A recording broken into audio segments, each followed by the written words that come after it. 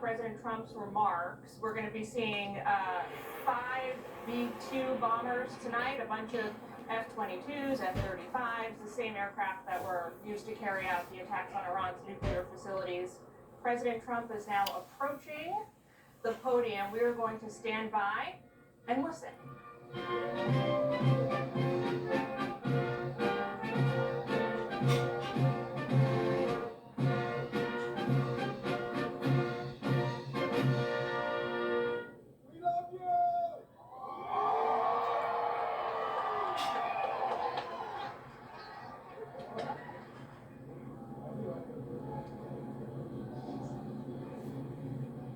It's coming on, hon.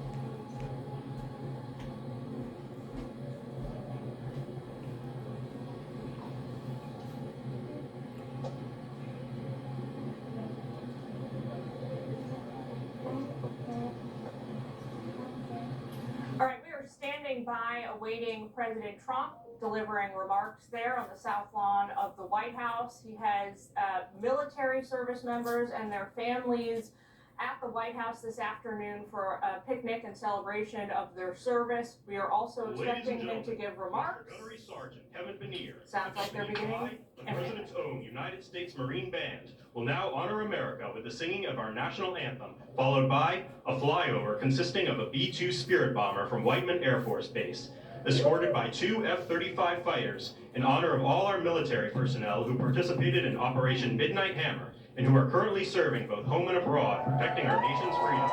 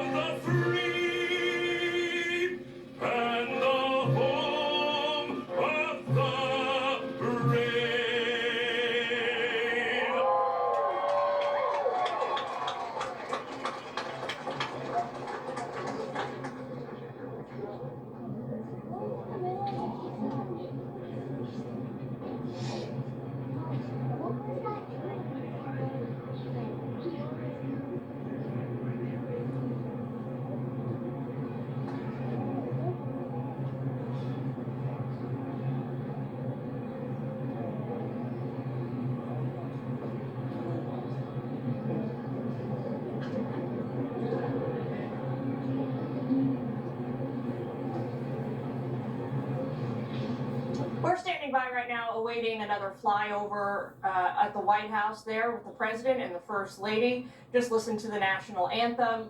We're expecting now a series of flyovers that will include 5 B-2s, a bunch of F-22s, a bunch of F-35s this evening. Some of these the same aircraft that were used to carry the bunker buster bombs that destroyed Iranian nuclear facilities 2 weeks ago. A big moment for the president.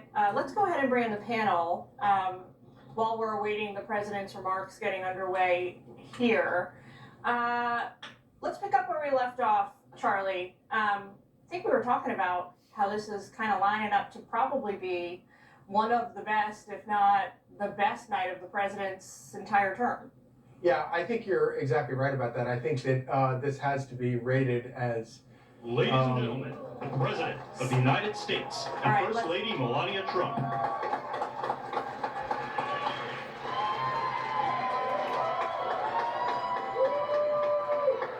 Well, thank you very much, and that is some sight, especially after what happened just a week ago. When you look at that big, beautiful plane, and the other ones were something. It was an incredible mission, and I think I can say very proudly, and I don't have to quote the polls, that our country is more proud right now than it's been in many, many years. We have pride, we have dignity, we have something that's happened miraculously so fast. You know that our military now is the most sought after job there's ever been, serving in our military. 1 year ago, people didn't want to join our military, they didn't want to join our police or firefighters. They didn't want to join anything having to do with our country, and now, as you probably know, the enlistment is at an all-time record. We're packed, we're full. And I just think that's so important because that was so sad 1 year ago when I heard those statistics. We had a different president, but nobody wanted to join, and now we're at a record. And I will say that I just left NATO, where we had a tremendous experience. They've agreed to put up over $1 trillion a year. They went from less than 2% to 5%, and nobody thought that was possible. And they told me very strongly, the leaders of a big part of the world, very respected people all, they told me that, 1 year ago your country was dead, and now you have the hottest country anywhere in the world. So that's the way it is, and that's the way we like it. And it's only going to get hotter, I promise you that. After that spectacular display of American power, let me just say that God bless the United States military, and God bless the USA. God bless the USA. Amen. To all Americans, Praise the I want to Lord. wish you a very happy Independence Day, happy 4th of July. This is going to be something special. This spirit in this country, we haven't seen anything like it in many, many years and decades. Let me also express our gratitude to our magnificent First Lady. She worked very hard to make this all work. And we have a fireworks display about 9 o'clock tonight. I hope you're all going to be around and watch it. I know our congressmen and our senators who are standing right here, so many of them, they did such a great job. They're going to be here. I guarantee you, they're not leaving. They're not leaving. Thanks as well to the National Park Service, the USO, and countless friends and distinguished guests. We have so many people in the audience that have so much to do with the success of our country. We've, I think, had probably the most successful almost 6 months as a president and the presidency. I think they're saying it was the best 6 months, and I know for a fact they're saying the last 2 weeks there has never been anything like it as far as winning. So as you know, 2 weeks ago, our incredible Air Force pilots conducted one of the most successful military strikes in all of history, Operation Midnight Hammer, and that's exactly what it was. It was a hammer. This evening, we're honored to be joined by 150 airmen and their families from Whiteman Air Force Base in Missouri, home of the B-2 bomber.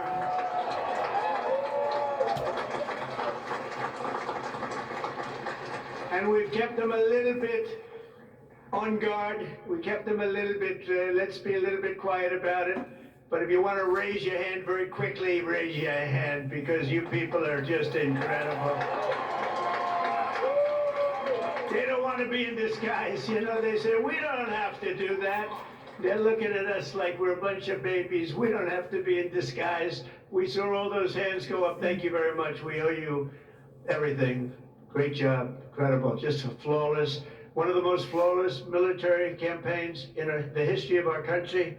If you remember years ago, they had helicopters crashing into each other. It was a disaster. The hostages in Iran. And we had just the opposite. We didn't have any crashes. We didn't lose any planes. We didn't lose anybody. Those beautiful planes that you saw were totally stealth. They flew right over the center of a very hostile country, and they never even saw it coming. And then they said, skedaddle. They dropped the bombs. They said, skedaddle. And that big sucker turned over like this on its side, and it got out of there. Well, I'll tell you what, how they do that, but they can do it. I asked our great General Kane, how do they do that? Do they really love doing that? Look at them, they're all laughing. And I said, do they really like doing it, sir? They can't wait. Better you than me. That's all I can say.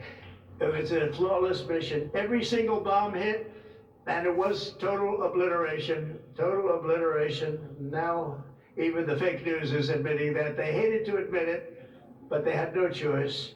That was an incredible thing, and these heroic pilots showed our enemies what it means to fly, fight, and win. To every service member who supported that mission, and we have many of them here. We've made we've made you proud by supporting, but you've made us even prouder by having the courage to get in those gorgeous machines and fly through the roughest airspace anywhere in the world. And we salute you, and we honor you. Thank you very much for being here. Thank you.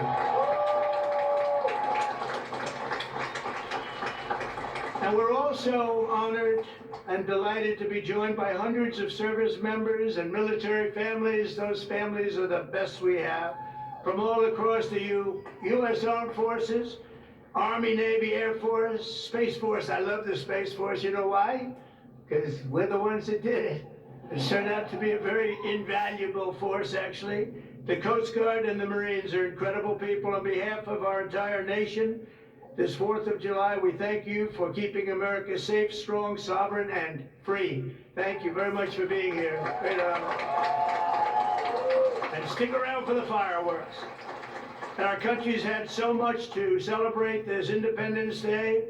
As we enter our 249th year, America is winning, winning, winning like never before. We're not, I'll tell you, we're in a category now that's where we've wanted to be for a long time. We suffered with 4 horrible years of embarrassment. Afghanistan may be the most embarrassing moment in the history of our country. We're never going to let a thing like that happen again. Trillions of dollars are pouring into the United States for investment purposes. Almost $15 trillion. There's never been anything like it. There's never been anything even close. The stock market's at an all-time high. Jobs are at an all-time high. Everything's at an all-time high, and we're going to keep it that way. We have the greatest country in the world, and we're back. We're back like nobody thought possible this quickly. I thought it would take maybe a year, maybe 2 years, maybe even 3. And we did it in less than 6 months. We are back and strong. We've restored American strength and deterrence on the world stage. We're respected again. The world is respecting us again. When we did NATO, those leaders came up to me and they said, you know what, we're going to go to a new level of spending because you're requesting it, sir. They didn't talk to you last president like that, I can tell you. They didn't spend any money. They didn't spend anything. In a few moments, we're going to make official the greatest victory yet when I signed the one big, beautiful bill. And before I start, I want to tell you that I've never seen people so happy in our country because of that. Because so many different groups of people are being taken care of, the military and civilians of all types, jobs of all types. We're adding things like the biggest tax cut in the history of our country, child tax credits. So many things are being added that we wouldn't even have time to discuss them. When we were doing it, John Thune and Mike Johnson right there, I see Mike, what a job they've done. What a job they've done. But you know, it was supposed to be in 3, 4, 5, 6, or 7 different bills. And I was in one of the fake news shows and I said, let's do it in one beautiful big, we want one big beautiful bill. I said that to this newscaster, and I think a lot of the congressmen and senators were watching, and they said, let's name the bill that, the one big beautiful bill. And that's what we did, and What we've done is put everything into one bill. It's never happened before. It's the biggest bill of its type in history. We've never had anything like that before. Nothing like that they thought would be possible to get passed. And actually, I liked it because we had so much in there that no matter who you are, there was something in that bill that would make your congressman or your senator or your congresswoman, much more importantly, raise their hand and support, right, Lisa? So that was something, and it was really something special. So the American people gave us a historic mandate in November. We won everything. We won the swing states, all 7 swing states. We won every one. That rarely happens. We won the popular vote. We won the districts, 2,750 to 505. That's why when you look at a map, it's all red, a little blue on each end, but it's all red. And by the way, red means Republican, just in case. But we made promises, and it's really promises made, promises kept, and we've kept them. This is a triumph of democracy on the birthday of democracy, and I have to say that the people are happy. They're happy. And I listened to a broadcast, and I read a couple of articles. They have the Democrats, they should have voted for it. They didn't vote for tax cuts. They didn't vote for taking care of people. They didn't vote, not one vote. And we knew that because their hatred of either the country or me or both is so great. They didn't vote at all, and it's terrible. But I just have to say, they have a routine. It's terrible, they say. Terrible, terrible. You saw that guy standing up for hours yesterday. He didn't know what he was even doing there. I said, what is he sitting down? He had a towel. He's wiping his face. That's not too elegant. But what is he? I said, what is he doing for so long? And he couldn't criticize the bill. He was criticizing everyone else and everything else. So they've developed, and this is according to the news media, they've developed a standard line, and we can't let them get away with it. Oh, it's dangerous. Oh, everybody's going to die. It's actually just the opposite. Everybody's going to live. This is just the opposite. And I just want you to know, if you see anything negative put out by Democrats, it's all a con job. And they said, and they compared it to just like the con job of Russia, Russia, Russia, and all of the other things they did. The 51 intelligence agents said, and the laptop from hell, it came from Russia, they said. No, it didn't come. A lot of things come from Russia. That didn't come from Russia.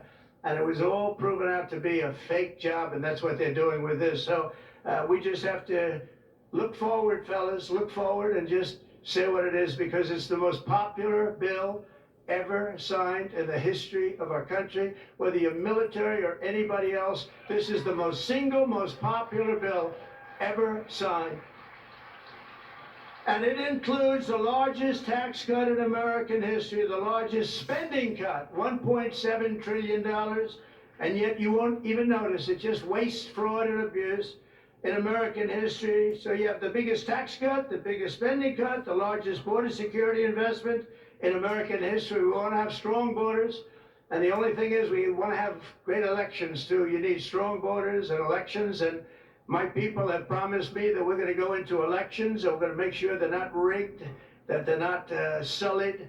We're going to make sure that the elections are going to be fair. You need 2 things. You need strong borders, and you need fair elections. Now we're going to make sure on the elections also, and our armed forces are one of the most vital military modernizations of all time. It will take place. So we rebuilt our military in our first term, and now we're going to modernize and remodernize our military, including building a great golden dome all over our land, so that if they get nasty with us, it's going to be knocked down. It's going to make any of the golden domes, they call them the iron domes, we're calling ours the golden dome, because we did the iron domes, and we do sort of everything, if you want to know the truth, but this blows it away. We're going to keep you safe. I want to thank every member of the House and Senate who worked to get this bill on my desk, and many of them are here, and I'm not going to mention all their names because we'll be standing here, but I have to mention a few. And especially I want to thank Vice President J.D. Vance, who's been fantastic. Secretary of State Marco Rubio, who's been incredible. We have somebody that it was a passion. I think he actually loved it. It wasn't easy, but he loved it. Speaker of the House, Mike Johnson, who's right here. Speaker, thank you very much. What a job, and he worked so closely with the Senate Majority Leader John Thune, who's a fantastic guy. And those two are a team that is not going to be beat. When you look at them and you look at their counterparts on the other side, it's not even close. I want to thank both of you people for doing an incredible job. Thank you very much, John and Mike. House Majority Leader Steve Scalise, a brave man. Steve, you know, he suffered a tragedy a number of years ago. I was at his hospital bedside that night with Melania, with our First Lady, and he had no chance. The doctor said he has very little chance, and you look better today than you did then. He didn't look particularly good that night, I will say. But I learned one thing, his beautiful wife loved him. She was a disaster, right? I told him, I said, Steve, I can only tell you one thing. I was with your family and I was with your wife, and your wife was devastated. She loves you. I've seen a lot of wives that, you know, they don't seem to be so concerned in those situations. But that's the kind of wife you don't want. But you have a great, beautiful wife who was really there, and you really have done. You're a very brave guy, and Mike and John and everybody that's standing with you knows it. Thank you very much. I really appreciate it. House Majority Whip, this is a guy who is great. When I have a problem, I call him up, and he gets it done. He's a tough cookie. I don't know why he's not the governor of Minnesota. He comes from Minnesota. He's like, oh, look, he goes, no, I don't want to run for governor. You know, come to think of it, I think that's a good idea. You would win so easily. The guy is terrible. You would win. You just have to take a look at that handsome face of yours, and you'd win. Tom Emmer, everybody. He did a great job. I think you should consider that, although we don't want to lose him, do we? We don't want to. Let's say we are. I think say we are. What a job you did. And Senate Majority Whip John Barrasso, who's incredible. Senate Finance Chairman Mike Crapo. Thank you, Mike. What a job. What a job. He knows that tax stuff. Him and Jason, they really know their stuff. Senate Budget Committee Chairman Lindsey Graham. What a good man he is. I see a poll. He's running, and I see a poll. He's 24 points up. That's not bad, Lindsey. That's not bad. 24 points up in the great state of South Carolina. House Ways and Means Chairman Jason Smith. What a job. Thank you, Jason. Thank you. These people are great. These are great patriots. I have to call them out. House Budget Committee Chairman Jody Arrington. Jody, thank you very much. Jody has been good right from the beginning, and so many others, and they're all here, and they fully understand. They'll never speak to me again, but that's okay. It is what it is, but I just want to thank everybody. A lot of senators here, a lot of congressmen and women here. Lisa, thank you very much, by the way. I have to thank you. Thank you very much. You've been fantastic. So this bill will fuel massive economic growth and lift up the hardworking citizens who make this country run. The factory workers, farmers, mechanics, waiters, waitresses, police officers, firefighters, coal miners. Coal is back. Beautiful. I said you can't use the word coal unless you precede it by saying clean, beautiful coal. But you know, China's right now building 68 coal generating plants, and we're putting up wind. It doesn't work, I will tell you. Aside from ruining our fields and our valleys and killing all the birds and being very weak and very expensive, all made in China. You know, I noticed something, that with all of the windmills that China sends us, where we waste our money because it's the most expensive energy, I see that, you know, they make about 95% of them, the wind turbines. I have never seen a wind farm in China. Why is that? Somebody check that out. Tom Emmer, would you please check that out? But all the coal miners we love and the truck drivers, in this act, we have officially made the Trump tax cuts permanent. That's the largest tax cut in the history of our country, added to substantial other cuts, which is you're gonna see like a rocket ship. You know, we're setting all sorts of economic records right now, and that's before this kicks in. After this kicks in, our country is going to be a rocket ship economically, and we've delivered no tax on tips, no tax on overtime, and no tax on Social Security for our great seniors. And that's why when you hear things like that, this is the most it's the biggest bill of its kind ever done by far, but we are going to have a situation, we are going to have something where people are going to realize the level of success and popularity of this bill. And sort of to close it out, it makes the child tax credit permanent for 40 million American families. And to increase the car affordability, it makes interest on a new car payment. So this had never happened before. You buy a car, you borrow money, you're allowed to deduct for income tax purposes your payment of interest, you're allowed to deduct it. It's never happened before. So run out and buy a car. But I have to tell you, it's only good, Mike, if it's made in America. If it's made in another country, you don't get it. And to protect 2 million family farms and other small businesses, we're eliminating the estate tax or the death tax. So if you want to leave your farm or your small business, but the farms are really, they have been devastated, to your children, if you love your children. By the way, if you don't love your children, don't even listen to what I'm saying, it doesn't matter. But if you love, would you live? Yes, I think you love your child. This one loves Barron. So I don't know if we're a small business. I think we're not. I'm not sure that we qualify. I'm sorry, darling. But you know, it was devastating farmers. They had to go out and borrow money. And by the way, is that Pam Bondi? Pam Bondi, raise your hand. Thank you, Pam, for being here. Attorney General, she's done an incredible job. So there won't be any, think of this, there won't be any death tax. You're not going to have to go borrow money. Your parents pass away and the farm goes into the bank's hands and gets foreclosed. That's not going to happen. And with 100% expensing for new investments, we're cutting taxes for every manufacturer who builds, expands. And we have expansion at the highest level that we've ever had it. We have hundreds of factories, including car plants and AI. It's coming into our country at levels that we've never seen. And to conclude, not only will we have the strongest economy on earth, we're also going to have the strongest borders on earth. And last month, did you see the number? 0 people crossed our border. 0 illegal people.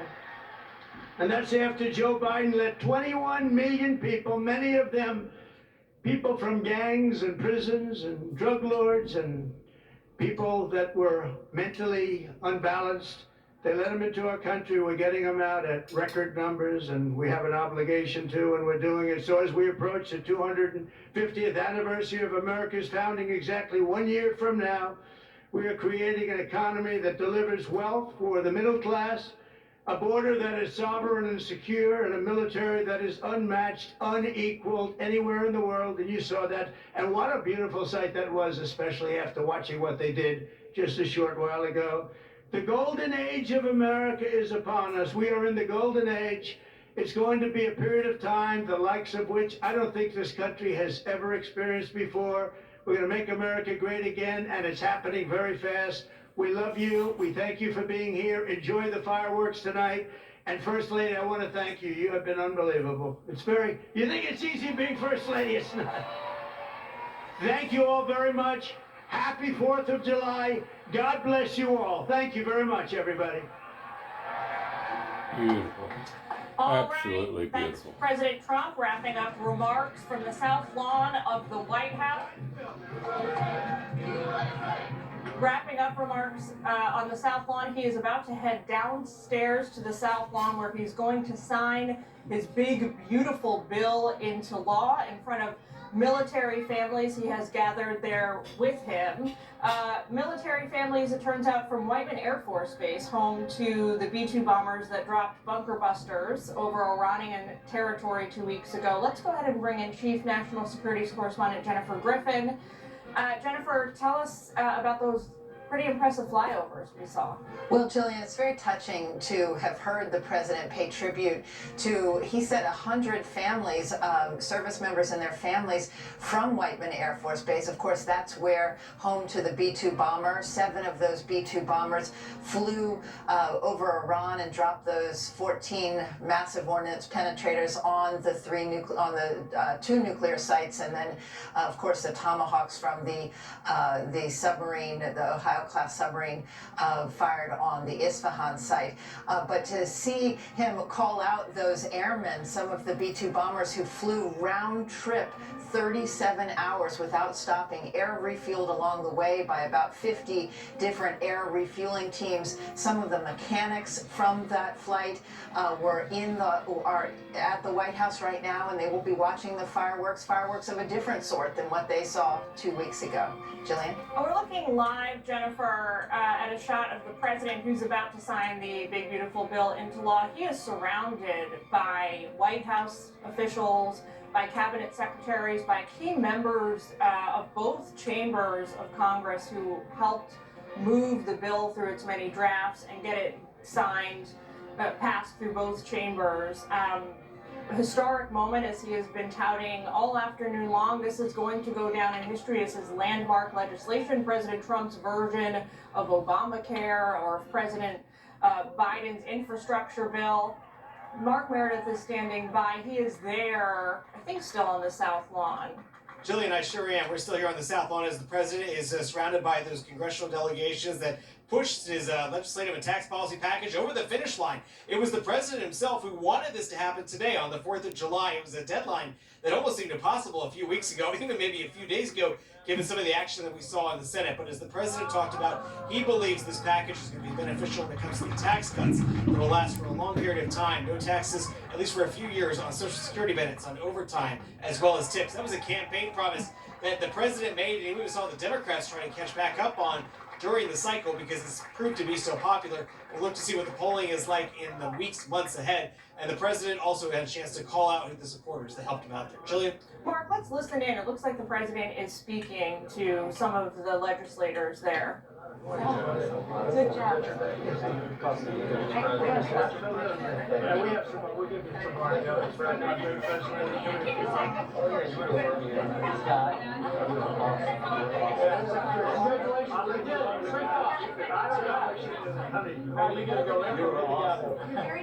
Give that guy a raise. Give that guy a raise. Thank you very much, everybody, and I want to thank the people up here. They're unbelievable people. Mary, hi, Mary. How's Scott doing? Good job? Scott, how's the economy? Okay? Wonderful. Pretty get better from South Carolina. It's fantastic. Thank you very much, everybody. Have a good time. Happy 4th of July. Praise the Lord. That's the emanation of God, the principles. All right, let's go Red, ahead and yellow, bring brown, the black, panel and white. back We're all in. There's precious the in president, the Jesus' first sight. lady. We see Steve Scalise behind him. We see Speaker of the House Mike It's Johnson the Holy Spirit's to job his to left. We convict, see God's Lindsey job Graham to and judge, Senator and my Risch, job chairman of the and Foreign Jim's Relations job to Committee. love. Somewhere there on the right. I just saw him walk over there. Gents, want to get your reaction to what we just heard. Charlie, I had to cut you off twice earlier. Quite all right, I'm used to it. I know, but we would like to give you a Especially for you. chance to regain some ground. What did you think? A terrific ceremony. I mean, obviously President Trump sort of rewrites the way everything gets done in Washington, and this was no exception.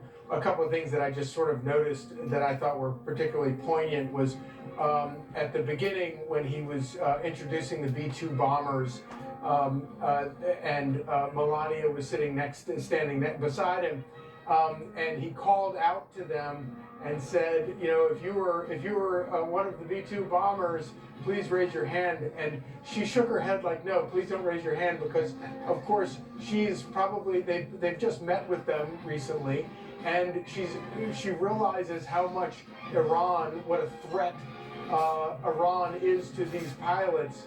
And she's like, please, no, keep your secrecy, keep your safety. And of course, all of them just raised their hands. And I thought that was a very touching moment. And I thought it kind of explained why when the B-2 flew over, the look on the First Lady's face when she looked up, she looked deeply emotional as she watched the B-2 fly over. And I just thought that was a very sweet and powerful moment. Trey, what's your reaction to all of this? You know, I was just thinking about it. I mean, look, President Trump is the reason this got done, but John Thune and Mike Johnson are two of the more decent people in that particular line of work. And I do think they deserve the credit that the president gives them. They have a fractious caucus that they have to deal with, especially Mike. I mean, some of the worst left, but it's still a fractious conference. So I think the president deserves the overwhelming majority of the credit, but John Thune and Mike Johnson, he was correct to point them out. Steve, to Trey's point, I mean, Speaker Johnson is somebody who, never mind most Americans, most members of Congress had never heard of until recently. He's done an extraordinary job. I mean, Donald Trump is on a string of wins, one after another. Legislatively, they come out by the skin of their teeth. When they don't look like it's going to necessarily work out. I think, Mike Johnson and some of the people around him somehow had good makeup put on, because I know these guys are exhausted. They didn't sleep, get any sleep for over 24 hours. This thing was being negotiated in the dead of night and morning, and there was no deal. I think what Trey just said about being a fractious caucus is absolutely right. And through a combination of basically smart politics, elbow twisting, that we haven't kind of seen since Lyndon Baines Johnson, in my view. A Democrat that was really tough and got what he wanted. I think we're seeing the same kind of thing, but we're seeing it with such narrow majorities. I remember when Senator Joe Manchin, blew up Build Back Better, another BBB bill for Joe Biden, and they weren't able to hold their caucus together in that case. But in this case, they were able to bring this in for a win. And I think that there's nobody better than Donald Trump in creating a really great show around a key moment in American history, and that's what we're seeing right now. I think Jennifer Griffin is still with us. Want to bring her back into the conversation. Jennifer, something else the president touted in these remarks was military recruitment. He said there is a historic high. Can you talk to us about those numbers? Well, absolutely, Jillian. It's really extraordinary because we're a few months before the end of the fiscal year, and all of the services have met, are at 100% or 110% of their recruiting. It's gotten to the point that some at the Pentagon have said to me they're going to have to ask for more money because personnel, as you know, are expensive, and so many people are joining. They are really they're going to need money for these personnel. But this $150 billion that's in the big beautiful bill, that is going to go there's about $8 billion that's for service members' wellness and for the barracks, and there's a lot of attention being paid to bonuses for the military. So a lot of reason to join today, and certainly looking at those the 100 service members and their families from Whiteman who were participated in that very, very successful military operation to take out Iran's 3 nuclear sites. A lot of pride there. It was very touching, as Charlie mentioned, to look at those service members proudly raise their hands, even though they need to keep their identities secret. They were proud enough and felt protected enough that they did so when the president called on them. You, Jen, reported in great detail the extraordinary planning and preparation, and then mixture of tactical and strategic elements that went into making that mission a success. It's nice to have a moment to reflect on all of that today on July 4th. It really is, and if you think about it, it was years in the making. They had been practicing that mission, they'd been drawing it up for the past 15 years, but to actually carry it out and have it come to fruition, I've talked to some of the planners of that mission, and it really is very emotional for them because those pilots, they had practiced. This was the first time the massive ordnance penetrator was used in combat. This was only the second time that the B-2 bombers had flown that distance since 9/11. Remember, they flew to Afghanistan after 9/11. But a 37-hour round trip, we can't really fathom that. One of the pair of bombers, at least one of the pilots, was a woman. We don't know their identities, but that's part of the mystery of this stealth B-2 bomber that the Iranian air defenses didn't even see coming. And of course, let's not forget the F-22s and the F-35s, also stealth. They escorted those B-2 bombers over the sites where they dropped their bunker buster bombs into the air shafts at Fordo and at Natanz. So a lot of pride in what the military was capable of doing, including, I mean, one of the more extraordinary things to me was that when the Tomahawks were fired from the submarine, they were fired before the B-2 bombers dropped their first weapons. And those Tomahawks stayed airborne and were timed to drop after the B-2s had already left their bombing mission. So a lot of synchronicity and a lot of people went into making that mission possible. Jennifer, thank you for joining us. Stand by, we're going to come back to you at the top of the next hour. I want to bring the panel back in meanwhile, while the president is closing out this event. I guess the downside in all of this, Trey, is, you know, the politicking that went into, as you called it, the sausage making that went into all of this. There is a lot of political risk embedded in this bill. Republicans now own it, hook, line, and sinker. President Biden came out yesterday and called the bill overall reckless and cruel. What did you make of that? Well, not much. I mean, I'm happy that President Biden recalls those two words. He doesn't recall the second part of his presidency. The Republicans need to go on the offensive right now and sell this to the jury. I mean, they need, and look, Julian, a lot of Republicans who wound up voting for the bill were critical of it before they voted on it. So that old Bible verse about, you know, praise in public and critique in private, they got to go read that, because they cut ads for the DNC either out of stupidity or negligence, take your pick, but they cut DNC ads. So they need a united front. I would just ask this rhetorical question, Julian, what's an American life worth? I mean, what is it worth to have one of your family members still alive because the border is secured? What would those families pay to have a daughter or son still with them? They need to be aggressive in how they sell this bill and not be apologetic about it. Charlie, you sound like you're wanting to say something. No, I think that Trey is exactly right as always. You know, Republicans are going to have to defend this. Nothing is guaranteed. They're going to have, you know, this bill will succeed if it succeeds at doing for the economy and doing for the border and doing for shoring up Medicaid, doing all the things that President Trump believes that it will do. Nothing is guaranteed. And I think the fact that you had Joe Biden come out and criticize it, that's an extraordinary moment, by the way. You know, for most of our history, when presidents leave office, they don't come back and start, you know, issuing statements criticizing what their successors do. And in this particular case, you had not only Joe Biden, but you also had Barack Obama, both issue steaming statements talking about how bad this bill is. And I think it's a new era of politics. Part of that is the fact that Donald Trump stands as a complete rebuke by the American people of both the Barack Obama presidency and then, of course, the Joe Biden's disastrous presidency. And Trey's exactly right. If Republicans think that they could just go home at this point and walk away from this, they're going to pay probably a bad price.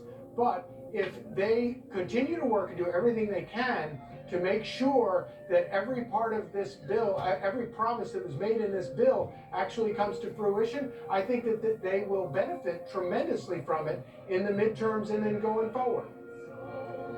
Steve, real quick, just a couple seconds left. Something, though, is not translating because nearly half of the Americans that Fox News polled said they think this bill is going to hurt their families. Look, it's, as I said earlier in the show, it's uncomfortable for a lot of people. If you look at Appalachia, and you've got 13 states, you know, a lot of those states supported President Trump, and a lot of those people are going to have a tougher time with Medicaid, with SNAP payments, with just the way they live their life. Yeah. You know, it's going to be phased in, but that's going to be tough on some of them. That's what we heard from Josh Hawley, Tom Tillis. I don't think they're politicking against the president. I think they're trying to raise something that, to Trey and Charlie's point, they're going to have to make sure this works for those people, or they're looking at some real vulnerabilities politically.